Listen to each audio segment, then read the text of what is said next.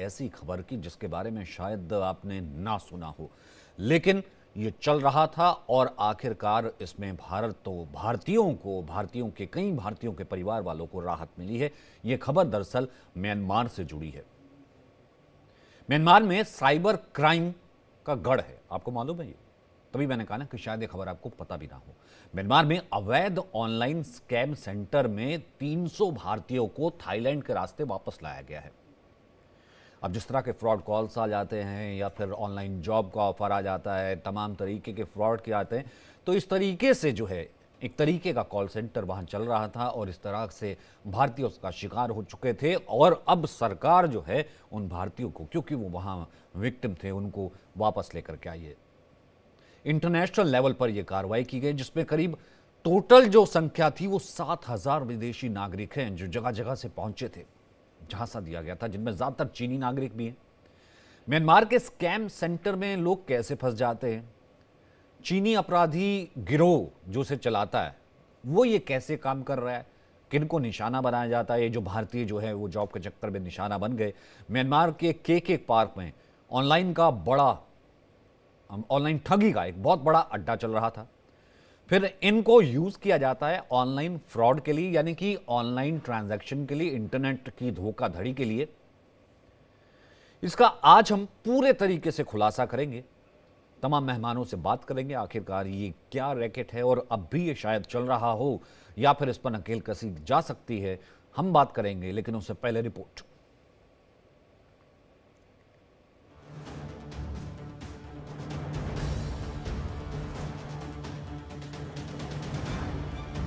Myanmar में cyber crime के गढ़ से 300 भारतीयों की घर वापसी हुई है। म्यांमार में ऑनलाइन धोखाधड़ी सेंटर से रिहा किए गए हैं ये भारतीय और म्यांमार सरकार ने चीन के दबाव में इन सेंटर्स पर कार्रवाई की है। भारतीय वायुसेना के C-17 विमान ने 266 पुरुषों और 17 महिलाओं को वापस लाया, जबकि दूसरा विमान मंगलवार को 257 और नागरिकों को लेकर वापस आएगी। दुनिया भर में अवैध ऑनलाइन स्कीम तेजी से फैल रहे हैं, जहां गैर कानूनी कामों को संगठित तरीके से अंजाम दिया जाता है। इन केंद्रों में काम करने वाले स्कैमर पहले लोगों को आकर्षक नौकरी, इन्वेस्टमेंट या फिर दूसरे तरह के लालच देते हैं और फिर उन्हें जबरन धोखाधड़ी वाले मामलों में ढकेल देते हैं। म्यांमार, कंबोडिया और कई अन्य देशों में ऐसे स्कीम फल फूल रहे हैं, जहां पीड़ितों को ऑनलाइन ठगी, रोमांस स्कैम और निवेश घोटालों के लिए मजबूर किया जाता है। इस तरह के गैर कानूनी काम के चंगुल में फंसे 300 लोगों को भारत ने स्कैम सेंटर से बाहर निकाला है। म्यांमार में अवैध स्कैम सेंटर में फंसे करीब 300 भारतीय नागरिकों को सोमवार को थाईलैंड के रास्ते भारत वापस लाया गया। म्यांमार में चीनी ऑपरेटर की मदद से संचालित ये स्कैम सेंटर कई देशों के लोगों को धोखाधड़ी के काम में फंसा रहे थे। इंटरनेशनल लेवल पर की गई कार्रवाई के बाद करीब 7,000 विदेशी नागरिकों को मुक्त कराया गया, जिनमें ज्यादातर चीनी नागरिक हैं।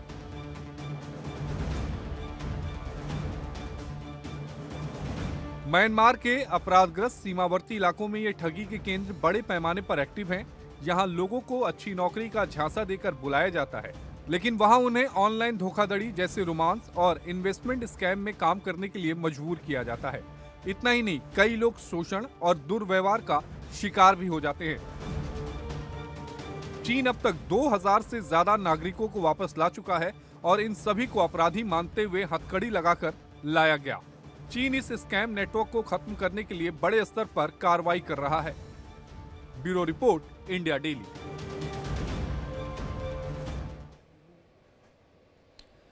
अब ये देखिए, चीन कार्रवाई भी कर रहा है और चलाने वाले जो गिरोह हैं उसमें भी ज़्यादातर चीनी ही हैं। हम इस पर बात करेंगे, इस खबर पर, इस बड़े खुलासे पर। मैंने कहा कि जैसे कि अब भी इस तरह की कॉल्स और तमाम नंबर्स से फ़ोन जो है इस तरह से आ रहे हों जो कि युवाओं को तमाम नौकरी का चाह, तमाम चीज़ें, और उसके बाद होता क्या है वो जो है वो चल रहा हो। पवन दुग्गल से हम समझेंगे, जो कि साइबर एक्सपर्ट है, कि ये साइबर ठगी का धंधा किस तरीके से हो रहा है। अश्विनी मिश्रा इस वक्त हमारे साथ हैं, जो कि राजनीतिक विश्लेषक है। उनसे हम इसकी जिसे हम ये कहते हैं कि दुर्गामता समझेंगे।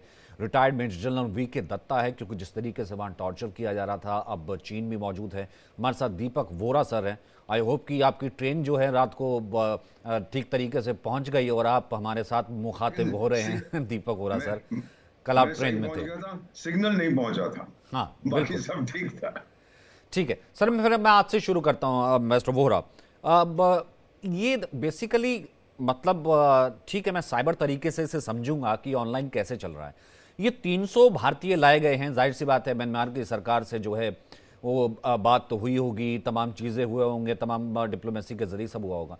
बहुत बुरी हालत में थे, ज़्यादातर युवा हैं और ये ऑनलाइन तरीके से एक तरीके का फ्रॉड चल रहा है कि नौकरी के नाम पर, इन्वेस्टमेंट के नाम पर टैक्स फ्री दे देंगे, इनको लेकर के गए थे ज़्यादातर वहाँ पर। और संगठित तरीके से जो जैसे कहते हैं कि ऑनलाइन फ्रॉड की जो चीज़ें होती हैं वो भले यहाँ पर भी हो रही हूँ, लेकिन शायद सर्वर वहाँ हो इसलिए पकड़ में ना आते हो, तमाम चीज़ें हों, ये पॉसिबल हो पाया है। ये ऑपरेशन मैं इसलिए कह रहा हूँ क्योंकि ये खबर मैंने शुरू में ही कहा कि बहुत से लोगों को शायद पता भी ना हो कि इस तरह की चीज़ें भी चल रही हैं, लेकिन थैंक्स टू इंडियन गवर्नमेंट की ये 300 जो है युवा हैं, यंग हैं, लेकिन बहुत बुरी हालत में थे, इनको लेकर के वापस आई है। सर इसके बारे में थोड़ा सा और आप बता पाएंगे कि क्या चीज़ें क्या चल रही थी, कैसे आई, क्या है? बहुत बहुत धन्यवाद सर। आपके साथ जनरल साहब भी हैं, उनकी जानकारी मुझसे कहीं ज्यादा है, इज आउटस्टैंडिंग। तो बहुत अच्छा लगता है कि जब उनकी बातें मैं सुनता हूँ। साइबर क्राइम जिसकी आप अभी जिक्र कर रहे थे, लेटेस्ट फिगर जो मैंने देखे हैं यूनाइटेड नेशंस के 2024 में, अब ये फिगर को देखिए आप जरा, 7 ट्रिलियन यूएस डॉलर्स, ट्रिलियन में 12 शून्य हो, और इस साल कहते हैं कि वो 10 ट्रिलियन को पार कर जाएगा। This is mind boggling. 7 trillion तो बहुत से देशों की इकोनॉमी से ज्यादा बड़ा, जीडीपी से ज्यादा। हमारी 5 ट्रिलियन की जीडीपी है, तो 7 ट्रिलियन का तो ये साइबर क्राइम जो है ये चल रहा है। कैसे रोका जाए इसको, ये आप मुझसे बेहतर जानते हैं। ये जो अभी लोगों को हम वापस लाएं, आपको मालूम है कि अमेरिका ने भी इलीगल भारतीय मूल के जो लोग थे वहां फंसे हुए थे, उनको भी जहाज में बिठा कर हथकड़ी लगाए बिना, यहाँ पर हथकड़ी लगाकर, बेड़े लगाकर यहाँ पे भेज दिया हूं। ये फंसते क्यों हैं लोग सर? आपने बिल्कुल सही फरमाया है कि इनको झांसा दिया जाता है दो चीज, और जो उनके विक्टिम्स होते हैं वो भी फंसते हैं दो चीजों के कारण। एक है भूख, ग्रीड। 1 करोड़ रुपए आप आज लगाइए, कल वो 100 करोड़ हो जाएगा, और टाइगर ऐसा कभी होता है, लोग बेवकूफ हो जाते हैं। और दूसरा है डर, अगर नहीं करोगे तो हम ये कर देंगे, वो कर देंगे, एटसेट्रा। ये दो हैं, ग्रीड एंड फियर, के कारण ये लोग ले जाए जा। म्यांमार जहां पर पॉलिटिकल इंस्टेबिलिटी है, ये मैंने पूरे अफ्रीका में देखा है, जिस देश में गवर्नेंस सही नहीं है वहां पर, कंबोडिया में, लाओस में, अफ्रीका में बहुत देशों में देखा है, वहां पर फिर ये groups active. Political instability means crime, और ये टेररिस्ट ग्रुप्स, इंसर्जेंट ग्रुप्स, ये वहां पर बहुत एक्टिव है। अभी हम 300 लोगों को लाए हैं, आपने बताया, और कुछ लोगों को लाने लगे थे, उनको पता ही नहीं होता वो कहां ले जाए जा रहे हैं। सब मैं I leave it to general Datta साहब, बट एक चीज आपको बता रहा हूं, म्यांमार में 1000 से ज्यादा इस प्रकार के स्कैम डेन्स, जो मेरे म्यांमार के जो राजदूत हैं यहाँ पर, मेरे मित्र हैं, उन्होंने बताया है। और ये स्कैम जो है जिसमें लोगों को ढूंढते हैं, या तो वो अंग्रेजी बोल सके या फिर वो मैंडरिन चाइनीज बोल सके, क्योंकि जो उनके विक्टिम्स होते हैं वो अमेरिका में होते हैं और वो चाइना में ज्यादा होते हैं। 40,000 चाइनीज सरकार अपने नागरिकों को वापस लाई है। चाइनीज सबसे बड़े गुनहगार हैं, और उनकी सरकार, क्योंकि अब चाइनीज नागरिकों को चोट लग रही है, तो बड़े इस समय वो हीरो बन गए हैं कि हम इसको रोकने की कोशिश करें। अदरवाइज अगर चाइनीज के अगेंस्ट ये स्कैम्स ना किया जाते, उनकी सरकार कुछ। और सबसे बड़ी बात यह कि retirement general VK Datta sir, करने वाले भी चाइनीज ही हैं भाई, सबसे बड़े गुनाहगार ही, ठीक है। अब विक्टिम हो रहे हैं, तो अब देखिए विक्टिम कार्ड खिड़ के आ रहे हैं, चलिए ठीक है, 300 भारतीय यहाँ पर आए, पर इस तरह के फ्रॉड म्यांमार, बिल्कुल ठीक कहा मिस्टर वोरा ने कि इंस्टेबिलिटी है उसका फायदा उठाते हैं, अफ्रीका में इस तरीके से चल रहे हैं। पर हम यहाँ से कैसे श्योर कर सकते हैं, और ये कितना बड़ा, फिर हम, जाहिर सी बात है अब साइबर क्राइम है तो फिर थ्रेट जो है वो सिक्योरिटी को भी आता है। बिल्कुल, देखिए ऐसा जैसे वोरा साहब ने बताया, ये एक बहुत बड़ा क्राइम सिंडिकेट है। जो साइबर क्रिमिनल्स हैं, ये पूरी दुनिया में इनका नेटवर्क छाया हुआ है, और खास करके जो चाइनीज माफिया हैं, ये बहुत एक्टिव है इसके अंदर। चाहे वो पहले चाइना मेनलैंड में हो, उसके बाद मकाओ करके एक जगह, वहां पे गैम्बलिंग वगैरह परमिटेड थी, ये उसके माध्यम से करते थे, और बाद में फिर चाइनीज गवर्नमेंट इनके ऊपर सख्त होने लगी। उसके बाद इन्होंने क्या किया है, जो चाइनीज माफिया है, इन्होंने वो जगह ढूंढनी शुरू करी जहां पे ज्यादा कोई गवर्नमेंट का सुपरविजन ना हो, और उनको जगह मिल गई क्या, म्यांमार, जहाँ पे एक गृह युद्ध की सिचुएशन है, अलग अलग वहां तंजीमें लड़ रही हैं। तो उन्होंने क्या किया कि जो चाइना म्यांमार बॉर्डर है उसका उस जगह पे उस इंफ्रास्ट्रक्चर को यूज किया। उन्होंने म्यांमार थाईलैंड के बॉर्डर में अपने सेल बनाए और बहुत सारे सेल इन्होंने कंबोडिया में भी बनाए। तो इनका जो नेटवर्क है पूरा, चाहे म्यांमार हो, China Myanmar border, Myanmar Thailand border, Cambodia का जो इलाका है वो, और ये क्या करते हैं कि पूरी दुनिया से लोगों को रिक्रूट करते हैं, उनको झांसा लेके अपने कॉल सेंटर्स में लेके आते हैं। खास करके पूरी दुनिया में अगर टारगेट करना तो आपको अंग्रेजी बोलने वाला भी चाहिए, उनको चाइनीज को करना तो मैंड्रिन बोलने वाला भी चाहिए। तो ये क्या है कि बहुत बड़े स्केल पे ऑर्गेनाइज साइबर क्राइम सेल्स हैं ये। हम कॉल सेंटर की बात करते हैं ना, जहाँ लोग नौकरी के लिए जाते हैं, पूरी दुनिया में कॉल चलते हैं, वो ऐसा लगता है कि वो अमेरिका वाला अमेरिका में बात कर रहा है लेकिन भारत में बैठा होता है। तो ये उस प्रकार से क्या करते हैं, इनका एक टेक्निक है जिसको बोलते हैं सुअर को मोटा करो। सुअर को मोटा करने का मतलब ये होता है make the pig fat for slaughtering. तो ये लोगों को विभिन्न विभिन्न प्रकार के झांसे दे के अपने जाल में फंसाते हैं। यहाँ पहले थोड़ा इन्वेस्टमेंट करने को उनको बोलेंगे, थोड़ा सा रिटर्न देंगे, फिर वो जब और इन्वेस्टमेंट कर देगा तो फंस जाएगा। तो इसको बोलते हैं कि सुअर को मोटा करना। और साथ साथ में जो आपने सुना होगा वो जो क्या बोलते हैं डिजिटल अरेस्ट का कार्रवाई, लोगों को डराना धमकाना, ये सारी कार्रवाई ये जो सेल कर रहे हैं। और इनको सेफ हेवन इसलिए मिल रहा था क्योंकि जब वहां पे कोई गवर्नमेंट एजेंसी काम करने को नहीं है, जब आप ट्रेस बैक करते हैं कोई जो इनके वो जो इंटरनेट के जो गेटवे इस्तेमाल करते हैं, उसको ट्रैक करना बड़ा मुश्किल हो जाता है। एग्जैक्टली, हाँ। और ये पूरे दुनिया के अंदर जो है नेट के जरिए पैसा ट्रांसफर हो रहा है, चाहे डॉलर में हो, बिटकॉइन में हो। तो जैसे वोरा साहब ने बताया 10 ट्रिलियन और बहुत बड़े बड़े स्कैम, मतलब कोई 1.5 बिलियन का, कोई ट्रिलियंस में जा रहा है। तो ये एक इतनी बड़ी इकोनॉमी है कि आप पूछिए मत। और खास करके इसमें ये भी सुनने में आया था कि म्यांमार की जो जुंटा है वो भी शायद इसमें इन्वॉल्व थी, क्योंकि इसके माध्यम से उनको बहुत बड़ी कमाई भी हो रही थी। तो अभी क्या है कि पूरी इंटरनेशनल कम्युनिटी ने इसके ऊपर शिकंजा कसना शुरू किया है। चाइना भी खुद इफेक्ट होने लगा तो उन्होंने भी कार्रवाई चालू कर दी है। और ये जो ये सिस्टम चला रहे थे म्यांमार में, ये सारे के सारे चाइनीज माफिया हैं। और खास करके ये ऑपरेट कर रहे हैं, चाहे अमेरिका में हो, ब्राजील में हो, चाइना में हो, म्यांमार में हो, और ये जितने बॉर्डर इलाके हैं कंबोडिया वगैरह, यही लोग हैं। तो अभी ये जो लोग झांसी में आके वहां गए थे, इनके पासपोर्ट जब्त कर लिए जाते हैं, इनको अंडर थ्रेट ऑफ ड्यूरेस रखा जाता है, इनको तनख्वाह कुछ नहीं दी जाती, खाने पीने को बेडली सर्वाइव करने के लिए इनको दिया जाता है, और ये under the threat of life रहते हैं वहां पे। और ये तो अच्छा हुआ कि जो आप अभी इनको छुड़ा के लाए, और भी बहुत लोग फंसे हुए हैं, कंबोडिया में भी फंसे हुए हैं। अगर आपने थोड़े दिन पहले का रिपोर्ट सुना हुआ, कंबोडिया में भी ऐसा ये इनका धांधलीगिरी चल रही है, जहां से बहुत सारे भारतीय वहां भी फंसे हुए हैं। तो ये भी भारत की गवर्नमेंट को एक कॉन्सेंट्रेटेड एफर्ट करके जितने इनोसेंट लोग झांसे में देके जो अंग्रेजी बोलते थे, कंप्यूटर की जानकारी रखते थे, ऐसे लोगों को रिक्रूट करके ये अपने कॉल सेंटर के अंदर इस्तेमाल कर रहे हैं। और उनकी जो नॉलेज और टेक्नोलॉजी है कंप्यूटर ऑपरेशंस की, उसका इस्तेमाल किया जा रहा है। जाहिर सी बात और है। इसके माध्यम से पूरी दुनिया के अंदर छाए हुए हैं। और अभी जो ये लोग आए हैं वापस, थाईलैंड के माध्यम से हम इनको लेके आए, फ्रॉम म्यांमार बॉर्डर थाईलैंड में क्रॉस किया है, थाईलैंड से C-17 के ऊपर इनको लेके वहां से अभी लाया गया है, और जो सेकंड ग्रुप इनका आएगा। इसके अलावा भी और होंगे, और भी आपने कहा कि और कंबोडिया में काफी है, ब्राजील है, और अफ्रीका तक गए हुए हैं। अश्विनी, मतलब बहुत ही ऑर्गेनाइज तरीके से जिस तरीके से सिंडिकेट काम कर रहा था, जाहिर सी बात है गवर्नमेंट एक्टिव थी, तमाम चीज़ें चल रही थी, शिकायतें आती थी, इनके घर वालों से भी शिकायतें थी। और अब भी जब आप और मैं बात कर रहे हैं, ना जाने अब भी एक्सटेंडेड नेटवर्क्स कितने लोगों को शिकार बना रहे होंगे। जी Sachin ji, it is my privilege कि मैं दत्ता सर और बोरा सर जैसे लोगों के साथ बैठ के यहाँ पर बैठा हूँ, डिबेट कर रहा हूँ। मैं खुद एक IT कंपनी चलाता हूँ, और मैं समझता हूँ कि कितना मुश्किल होता है सिक्योरिटी स्टैब्लिश करना IT सिस्टम्स में। कई बार हमारे यहाँ भी सर्वर्स पे अटैक होते हैं, मोस्टली फिलीपीन से होते हैं, इंडोनेशिया से होते हैं, लाइक्स ऑफ द कंट्रीज। कल तो एलन मस्क भी नहीं बच पाए। एलन मस्क भी नहीं बच पाए। तो क्योंकि टेक्नोलॉजी पेनिट्रेशन बहुत है, और इंटरनेट यूजर बहुत हैं, सारी चीजें फोन से ड्रिवन हैं।